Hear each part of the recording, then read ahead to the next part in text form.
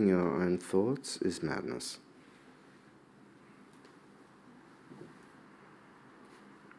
Believing the story of who you are as a separate somebody, that's the definition of madness. It's just that the whole world is mad, so we then pinpoint the really mad ones and say, well, they're the mad ones. I'm sane. Because of course that's part of my story. Part of my story is I'm sane.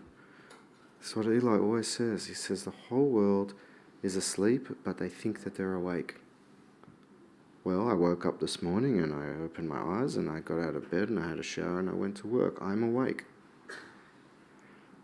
And yet they don't realize that they're living inside a story and acting from that as if it's true and real. That's madness. I mean, literally.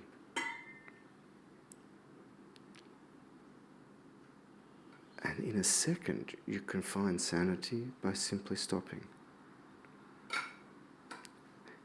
And by stopping, you can recognize what is already stopped.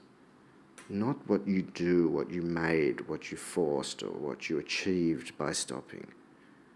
But it just gives you the space to observe what is already stopped, what is already sane, what is already without story, without past, without future.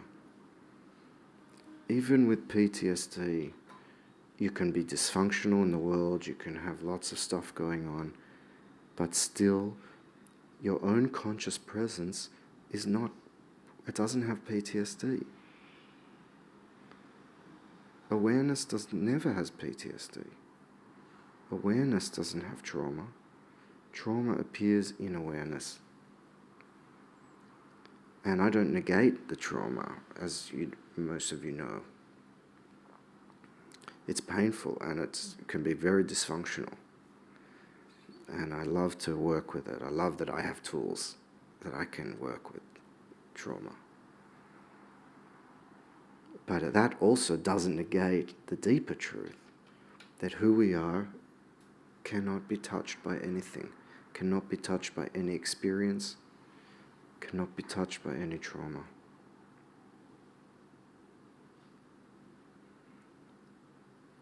And in that there's some compassion for ourselves, compassion for our body-minds.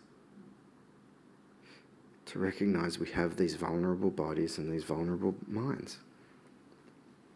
Our bodies are vulnerable. And our minds are vulnerable. And so most of us are either judging our bodies or judging our minds. Who's judging the mind? The mind.